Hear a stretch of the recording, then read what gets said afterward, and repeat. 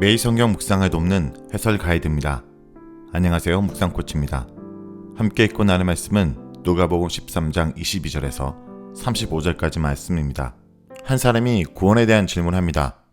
그것을 통해서 예수님은 하나님 나라의 구원의 축복에 참여하는 것에 대해 가르칠 기회를 얻습니다.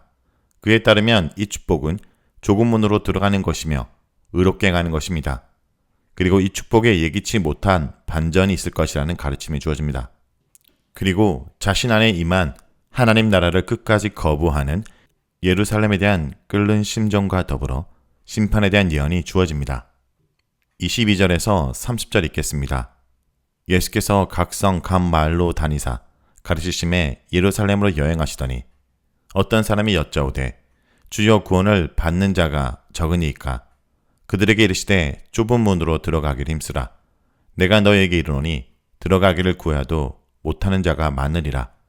집주인이 일어나 문을 한번 닫은 후에 너희가 밖에 서서 문을 두드리며 주여 열어주소서 하면 그가 대답하여 이르되 나는 너희가 어디서 온 자인지 알지 못하노라 하리니 그때 너희가 말하되 우리는 주 앞에서 먹고 마셨으며 주는 또한 우리를 길거리에서 가르치셨나이다 하나 그가 너에게 말하여 이르되 나는 너희가 어디서 왔는지 알지 못하노라.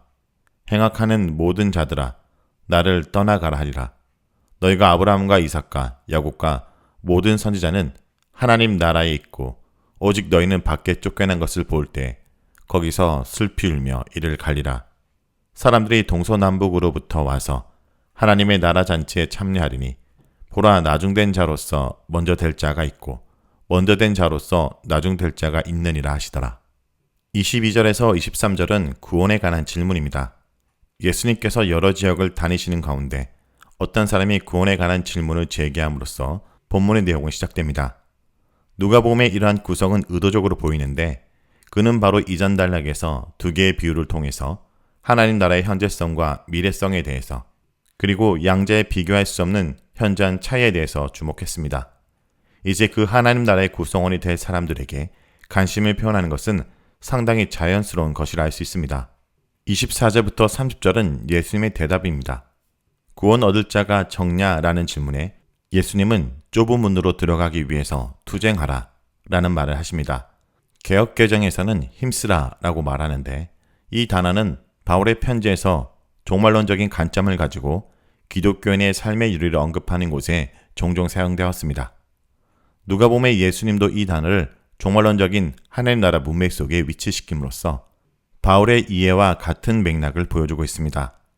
좁은 문을 통해 들어가기 위해서 힘을 다해 노력해야 된다는 그리스사의 운동 선수의 이미지를 통해서 예수님은 하나님 나라에 들어가는 구원을 얻는 것이 결코 가벼운 것이 아님을 시사합니다. 그것은 최선의 힘을 다해 격투기 경기에서 싸워야 하는 것처럼 힘든 싸움입니다. 그 싸움에서 승리하는 자가 많지 않은 것처럼 구원을 얻기 위해 구하여도 얻지 못하는 자가 많을 것이라고 예수님은 말합니다. 성경에 묘사되어 있는 구원의 언어는 때론 하나님 편에서 주권을 강조하기도 하고 인간 편에서 책임을 강조하기도 합니다. 이 둘은 어느 하나를 희생시키고 다른 하나를 붙들어야 하는 양자택일의 문제로 말하지 않습니다.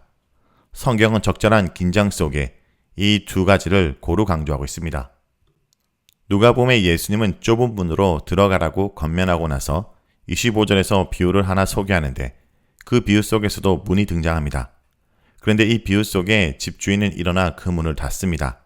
이때 밖에 서 있던 사람은 그 닫힌 문을 두드리며 문을 열어달라고 하기 시작합니다. 이때 밖에 있는 사람이 주인을 부르는 호칭이 우리의 관심을 끕니다. 그는 안에 있는 집주인을 주여라고 부릅니다. 이러한 상황 묘사는 이 비유를 종말론적인 상황을 묘사하는 것으로 이해하게 만듭니다. 밖에 서 있는 자는 분명히 집주인을 알고 있는 것으로 묘사되는데 안으로부터 들려오는 대답은 의외입니다. 집주인은 밖에 서 있는 자가 어디로부터 왔는지 알지 못한다라고 말하고 있습니다. 이 비유와 유사한 주제를 다루는 마태복음 25장 1절에서 12절의 비유의 결론인 11절과 12절에서도 문을 열어달라는 처녀들에게 너희를 알지 못한다는 언급이 주어집니다. 집주인이 알지 못한다고 단호하게 말했던과 대조적으로 밖에 서 있던 자들은 집주인과의 분명한 인간적인 유대관계를 강조하고 있습니다. 그들은 주인과 함께 먹었고 마셨고 심지어는 우리의 거리들에서 가르쳤다 라고 말합니다. 항변하는 자들의 말 속에서 이 사람은 주인과 더불어 길에서 가르침을 베풀었던 것으로 묘사됩니다. 27절에서 우리는 이 비유에 등장하는 주인이 예수님 자신임을 분명하게 알게 됩니다. 이것이 사실이라면 25절에 등장하는 주인의 대답은 충격적입니다. 예수님과 더불어 함께하며 심지어 그의 가르침을 베풀었던 자들에게 종말론적인 거부의 말이 주어진다는 것은 충격 그 자체입니다. 주인이 항변한 자들을 거부하는 이유가 27절에서 분명하게 제시됩니다. 그들은 의롭지 못한 행위를 하는 자들입니다. 이 구절은 마태복음 7장 22절에서 23절에 나오는 예수님의 말씀을 생각나게 합니다. 그곳에서도 예수님으로부터 거부당하는 사람들은 자신들이 예수와 분명한 인격적인 연대를 가지고 있음을 자신들이 행한 여러 영향력 있는 사역들을 나열함으로써 증명하려고 시도합니다. 그러나 예수님은 그들을 불법을 행하는 자들로 규정하시고 자신으로부터 떠나가라고 말씀하십니다. 분명한 종말론적 언어로 채색되어 있는 이 비유는 심지어 예수님과 더불어 먹고 마시고 그의 가르침을 위해 시간을 사용하는 자들 가운데서도 최종적으로 거부될 자들이 있음을 시사합니다. 무슨 사역을 수용했는가가 관건이 아니라 의로운 자들인가 여부가 관건이 됩니다. 이들에게 주어진 심판이 종말론적인 성격을 띈다는 사실은 뒤따르는 어구를 통해서 주어집니다. 그들은 아브라함과 이삭과 야곱과 모든 선지자들이 하나님 나라에 있고 자신들은 밖으로 쫓겨난 것을 보게 될 것입니다. 누가복음에서 예수님은 이 비유의 결론을 구약으로부터 도출된 하나님 나라의 잔치라는 이미지로 그리고 있습니다. 종말론적인 하나님 나라의 잔치에 동서남북으로부터 사람들이 모여들 것이라는 이미지는 이사야 43장 5절에서 6절에 나옵니다. 그런데 이곳에는 반전이 있습니다. 누가 이 잔치에 참석하고 어떤 사람이 배제될 것인지에 대한 예기치 못한 반전이 있습니다. 배제된 사람들 가운데도 자신만은 당연히 하나님 나라 잔치에 있을 것이라고 생각한 사람들이 있을 것입니다. 다음은 31절에서 35절 읽겠습니다. 곧 그때 어떤 바리새인들이 나와서 이르되 나가서 여기를 떠나소서 헤롯이 당신을 죽이고자 하나이다. 이르시되 너희는 가서 저 여우에게 이르되 오늘과 내일은 내가 귀신을 쫓아내며 병을 고치다가 제3일에는 완전하여지리라 하라. 그러나 오늘도 내일과 모레는 내가 가는 길을 가야 하리니 선지자가 예루살렘 밖에서는 죽는 법이 없느니라. 예루살렘아 예루살렘아 선지자들을 죽이고 내게 파송된 자들을 돌로 치는 자여 암탉이 제 새끼를 날개 아래에 모음같이 내가 너희의 자녀를 모으려 한 일이 몇 번이냐. 그러나 너희가 원하지 아니하였도다. 보라 너희 집이 항폐하여 버림받으리라.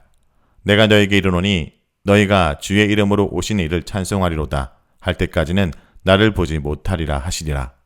31절에서 33절은 다가올 위협에 대한 예수님의 결연한 의지입니다.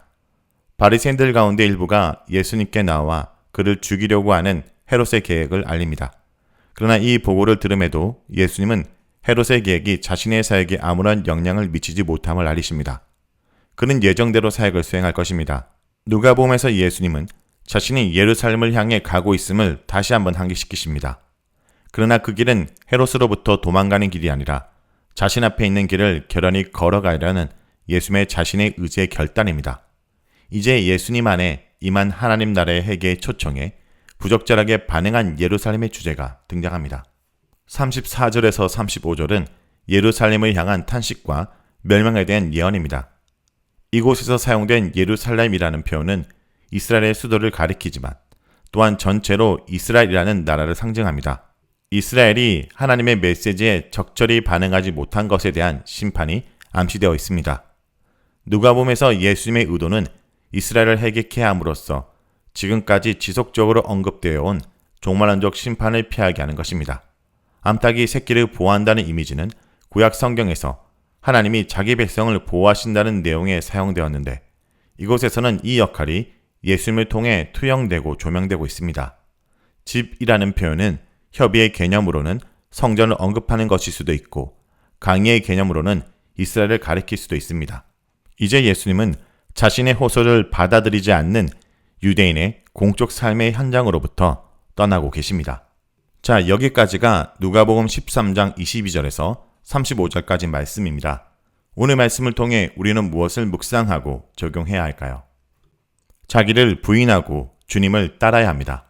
교회 일원으로 만족하지 말고 매 순간 주님의 교훈을 따라 살려고 하는 확고한 결단이 있어야 됩니다. 25절에서 27절에 구원의 문이 닫히고 아무리 애절하고 호소해도 주님께 버림을 받을 때가 올 것입니다. 그러므로 단순히 교회를 다니는 것으로 주님을 안다라고 생각하지 마십시오. 오늘도 말씀을 따라 핵에 합당한 열매를 맺어야 할 때입니다. 좁은 문으로 들어가기 위해서 남김없이 죄를 벗어버리고 주님과 함께 십자의 길을 걸어가는 주의 성도들이 되길 간절히 기도드립니다.